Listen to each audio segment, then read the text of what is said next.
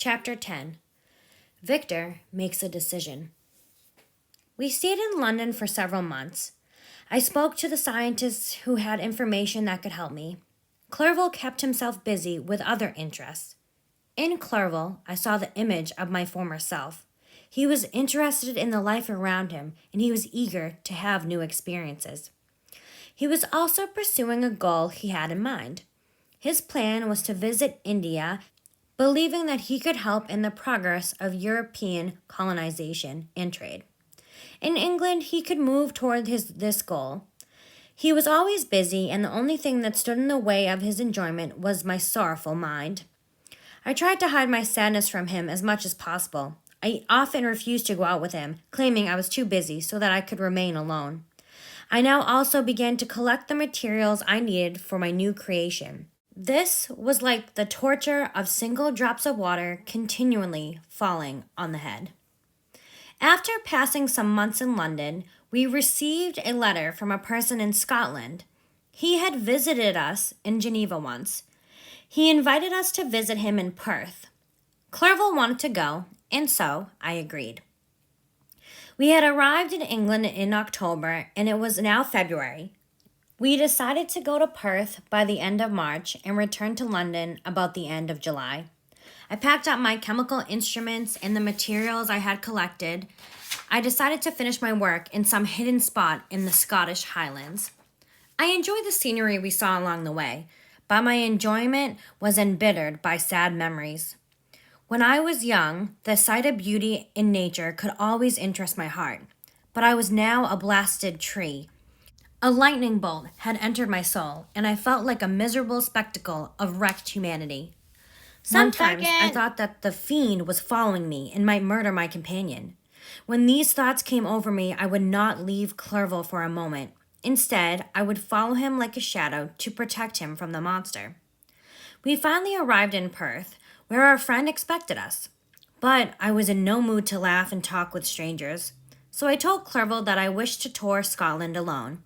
"Go ahead," I said, "and enjoy yourself here in Perth. Let's meet back here in about a month."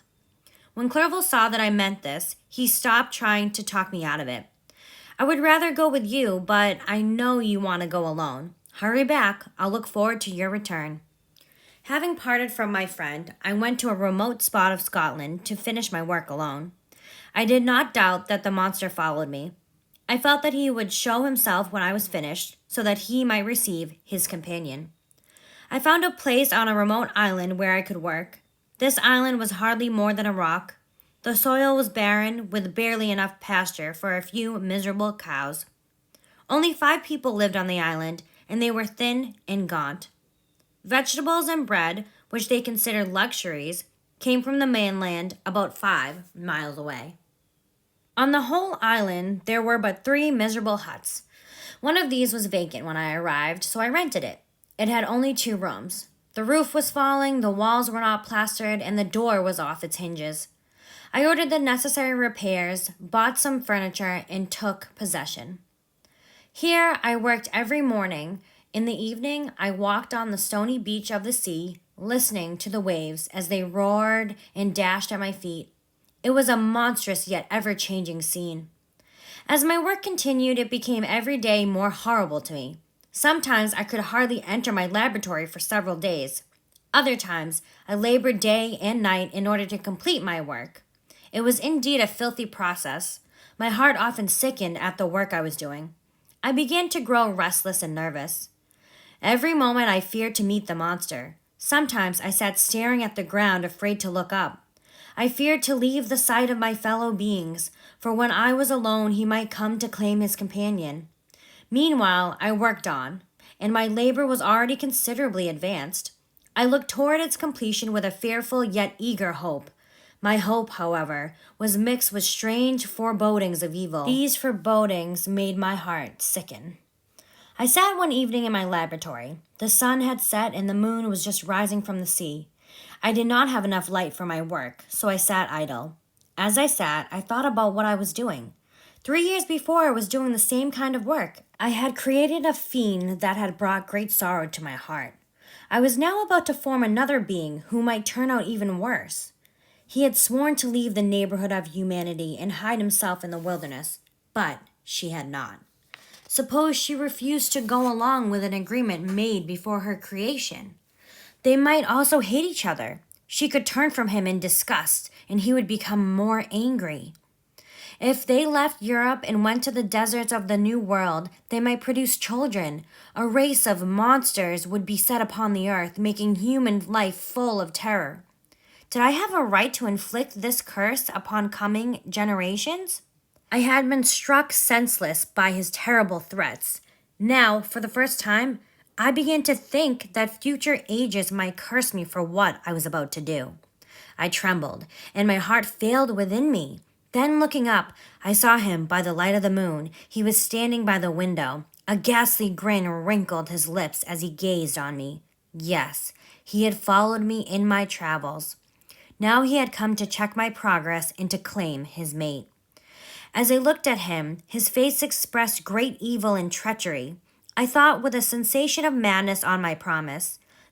Then, trembling with passion, I tore to pieces the thing on which I was working. The wretch saw me destroy the creature on whose future he depended for happiness. With a howl of despair and revenge, he ran away. Some time later he returned. I heard the sound of his footsteps approaching the hut. The door opened, and he walked in. He said, "You have destroyed the work you began. Do you dare to break your promise? Do you dare to destroy my hopes? Begone! I do break my promise. I will never create another like you. You think you are miserable now? I can make you so wretched that you will hate the light of day. You are my creator, but I am your master. Obey. Your threats cannot make me do an act of evil. I am firm. Your words will not change my mind." The monster saw that I was determined. "Shall each man," he cried, "find a wife, and each beast have a mate, and I be alone? I had feelings of affection, and they were met by hate. Beware! You can blast my other passions, but revenge remains. I may die, but first you shall curse the sun that gazes on your misery. Beware, for I am fearless and therefore powerful. You will be sorry for this."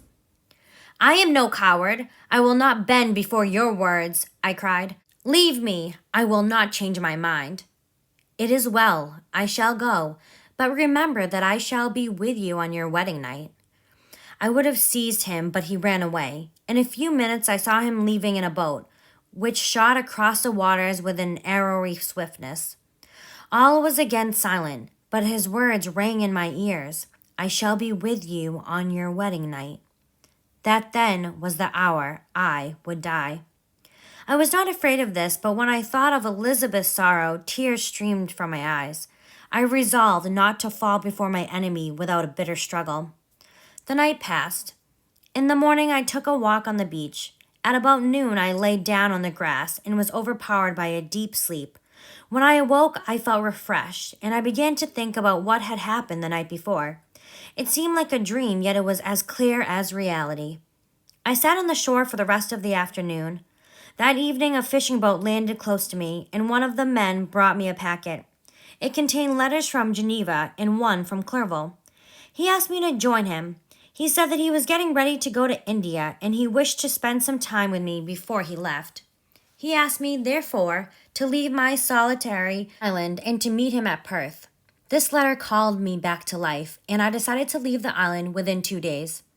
Before I left, there was a task to perform. I had to get rid of the remains of the half-finished creature. I decided to take them out to sea and dispose of them in the ocean. I went to my laboratory and put all the pieces into a basket with a great quantity of stones. Between 2 and 3 in the morning, the moon rose. Putting my basket into a little boat, I sailed out about 4 miles from the shore. The scene was perfectly solitary. A few boats were returning to land, but I sailed away from them. I felt as if I was about to commit a dreadful crime. At one time, the moon, which had before been clear, was suddenly covered by a thick cloud. I took advantage of the moment of darkness to cast my basket into the sea. I listened to the gurgling sound as it sank, and then I sailed away from the spot. The air was pure, and it refreshed me and filled me with pleasant sensations. I decided to stay out on the water for a while. Fixing the rudder in a direct position, I stretched myself at the bottom of the boat. The clouds hid the moon, and I heard only the sound of the boat. The murmur lulled me, and in a short time I slept soundly. It was daylight when I awoke. I had drifted far from the coast. The wind was high, and I found that I could not sail in the right direction. I confess that I felt a few sensations of terror. I had no compass, and I did not know much about this part of the world. I might be driven out into the open sea. I was hungry and thirsty, and I thought I might die out there. I thought of Elizabeth, of my father, and of Clerval. When I thought how the monster might hurt them, I almost despaired.